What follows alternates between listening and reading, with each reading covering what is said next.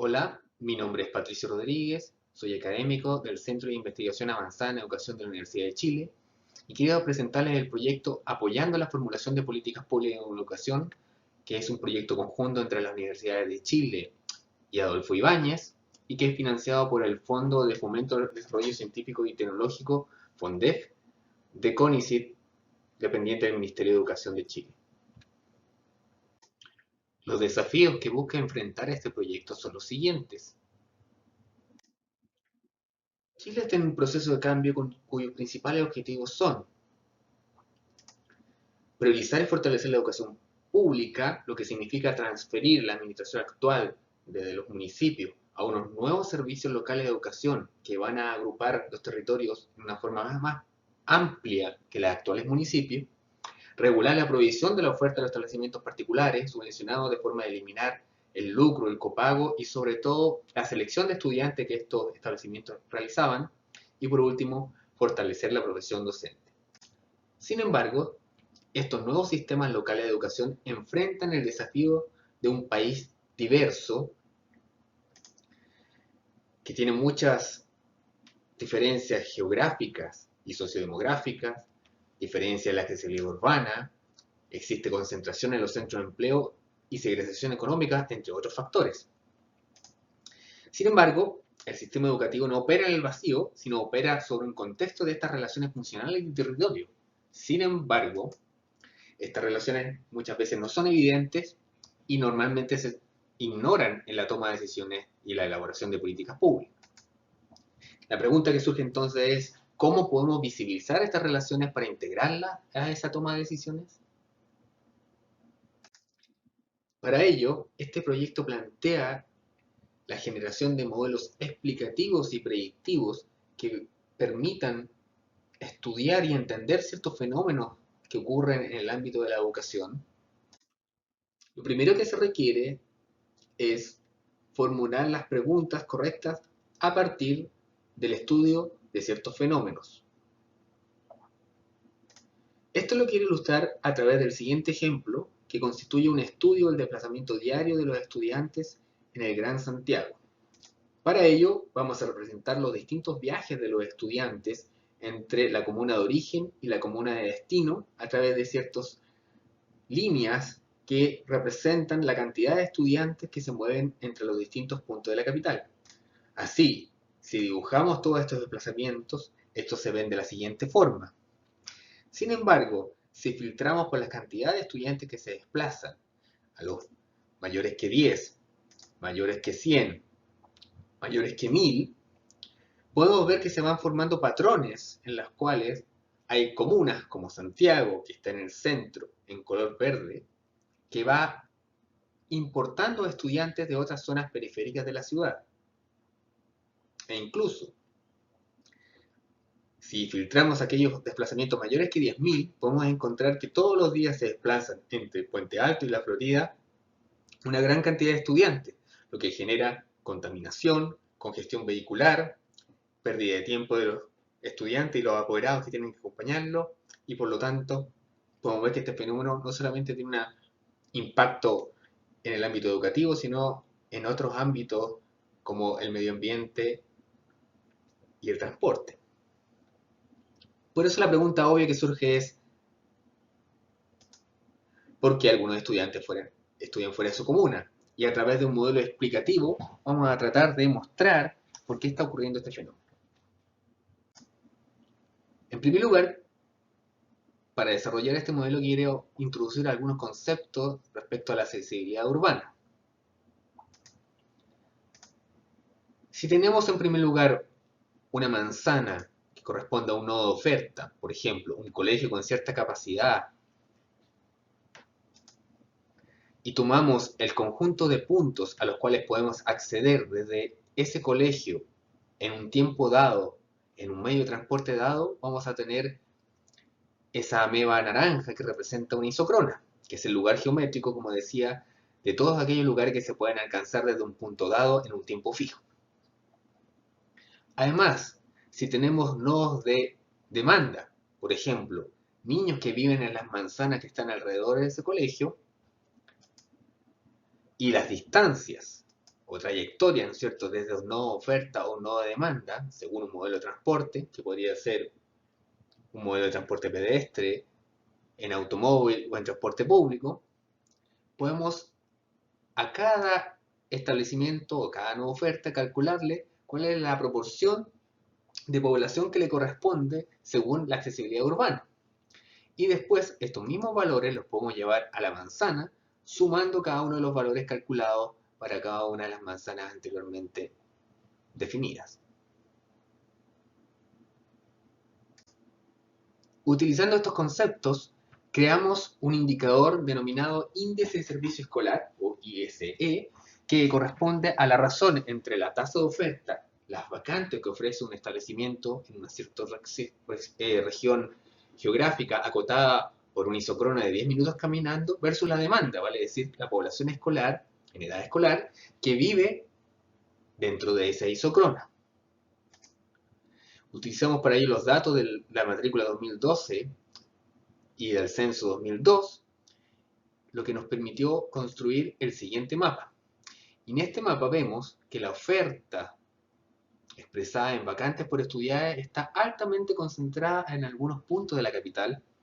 Podemos ver ciertos sectores como el Eje, Alameda, Providencia, Coquimbo, y otros sectores donde existen otros nodos viales, donde básicamente la oferta se concentra en esos puntos, y hay otros sectores que aquí, por ejemplo, se muestran en gris, por ejemplo acá, o acá, que indican que no hay acceso de estudiantes dentro de una isócrona de 10 minutos caminando. Eso no significa que no haya vacantes para esos estudiantes, sino que significa que no hay establecimientos cerca del lugar donde viven. Y bueno, eso significa, en este modelo hay más de 400.000 niños, que corresponden alrededor del 32%, que no tienen acceso a un establecimiento educacional cerca. Y esa es la razón por qué podemos explicar parte del desplazamiento diario de los estudiantes. Esto implica que hay una situación de brechas o de desuniformidad, ¿no es cierto?, de acceso en los distintos puntos de la capital. Y podemos ver que hay áreas que tienen una mejor cobertura y hay áreas que tienen una peor cobertura. Hay áreas como Santiago, Providencia, que son comunas que tienen un acceso mayor a vacantes por estudiante, y otras que están muy por debajo del promedio del nivel ciudad, que es un 0.82, como son las que muestro en el plano: Huechuraba, Lo Barnechea, Lo Espejo, Cerro Navia, hasta llegar a Puente Alto. ¿Y eso qué significa? Significa que si superponemos el flujo de los estudiantes desde esas comunas con bajos indicadores a sus comunas aledañas, nos damos cuenta que se produce un fenómeno donde los alumnos se desplazan de aquellas comunas con bajo indicador de cobertura a aquellas comunas aledañas que tienen un mejor indicador de cobertura. Y esa es la razón por la cual todos los días se desplazan desde la Florida, desde Puente Alto a la Florida, más de 10.000 estudiantes, porque el indicador de Puente Alto es 0.64, mientras que el indicador de la Florida es 0.8, y por lo tanto hay un incentivo para que los estudiantes de Puente Alto se desplacen, ¿no es cierto?, todos los días a la Florida. Estos modelos pueden refinarse aún más para tratar de explicar otro fenómeno. En este caso, si además a cada uno de las manzanas le imputamos el grupo socioeconómico de las personas que viven en ella, podemos, tomando los datos geolocalizados de los alumnos y enviándolos a cada uno de esos establecimientos usando un modelo de transporte, podemos generar distribución de probabilidades para cada uno de los grupos socioeconómicos, incluso por las edades de los niños que están asistiendo a los establecimientos, y esa distribución de probabilidades muestran que los grupos socioeconómicos altos, en este caso que están con colores más fríos, tienen una mayor propensión a desplazarse que aquellos grupos socioeconómicos con un nivel menor, que se muestran en colores más cálidos. Podemos ver en este caso que la cola, ¿no es cierto?, de la distancia, ¿no es cierto?, de grupo socioeconómico más pudiente es mayor que la que tiene los niveles socioeconómicos más bajos, donde la distribución de frecuencia en los primeros percentiles es mucho más alta que en aquellos grupos socioeconómicos más altos. Y por lo tanto, si le imputamos a cada manzana su grupo socioeconómico, podemos calcular las distancias al establecimiento en este caso, y a través de estos modelos de probabilidad de desplazamiento podemos asignarle una probabilidad a cada uno de los manzanas que están perteneciendo a la región estudiada, y esa distribución de probabilidades constituye una propensión de desplazamiento entre las manzanas y el establecimiento, que ahora podemos ocuparlas para corregir nuestras estimaciones iniciales, y lo que le toma al establecimiento no solamente es la población que le corresponde, ¿no es cierto?, en su isocrona, sino también le corregimos por el desplazamiento, la propensión a desplazarse, ¿no es cierto?, generada por esta distribución de probabilidades que pudimos calcular acá. Y nuevamente, ¿no es cierto?, podemos llevar esto a nivel de manzana en un nuevo indicador que nos dice, en este caso, un indicador de acceso que nos permite medir cuál es la probabilidad que tienen los niños de acceder a establecimientos de calidad. Y eso significa que nos permite diagnosticar aquellos territorios los cuales hay menos acceso a establecimientos de calidad que otros, y por lo tanto tener un mapa de inequidad de acceso del sistema educativo. Para interpretar estos resultados mostraremos distintas capas que nos van a mostrar la densidad de los niños, que nos permitirá priorizar las áreas por la cantidad de niños que se encuentran viviendo en un cierto sector de una ciudad, por el grupo socioeconómico, para saber si esos niños son ricos o pobres y por lo tanto tienen prioridad para la política pública, y los distintos indicadores de acceso a establecimientos de calidad, y finalmente los clústeres, vale decir, aquellos valores atípicos que se agrupan en ciertos sectores de la ciudad, mostrando, por ejemplo, sectores que tienen un mejor acceso, ¿no es cierto?, y aquellos sectores donde se concentran específicamente los peores accesos. Aquí se muestra la ciudad de Santiago, donde cada manzana está coloreada según su nivel de acceso a establecimientos de calidad. Lo que se muestra en puntos negros corresponden a aquellos establecimientos que definimos como de calidad, y los puntos azules corresponden a escuelas que no son efectivas. Como puede verse, hay áreas de la capital en la cual se concentran ciertos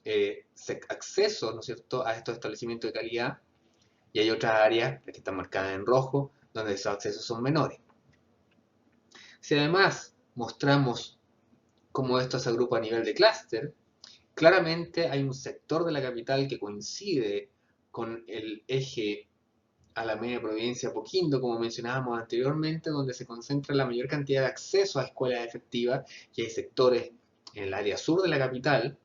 que muestran, ¿no es cierto?, que hay un bajo acceso a establecimientos de calidad. Y no es porque no haya establecimientos, sino es porque los establecimientos que existen en muchos sectores no son de calidad. Adicionalmente, el mapa de densidad nos permite ver que justamente los sectores periféricos es donde se concentra la mayor cantidad de estudiantes, y por lo tanto requiere de alguna política pública, que es el mismo sector, ¿no es cierto?, que donde se concentran estos sectores que mostramos en los clústeres, donde había menor acceso a escuelas de calidad,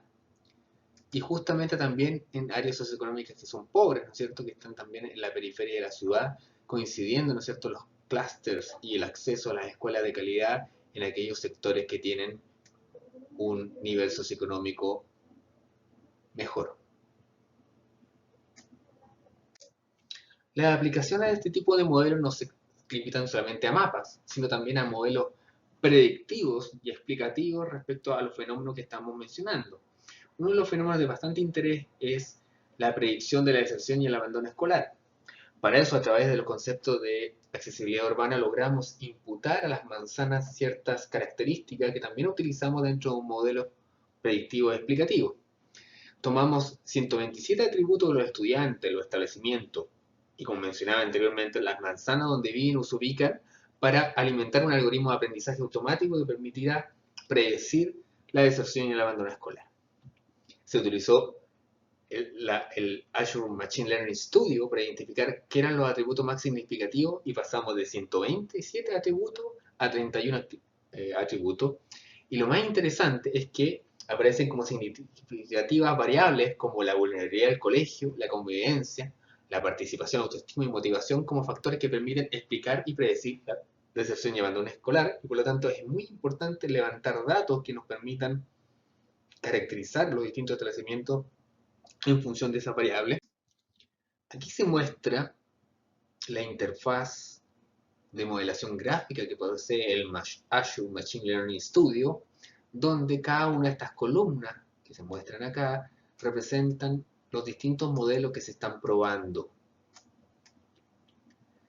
Cada uno de estos modelos se entrena primero con un conjunto de datos que permite entrenar al sistema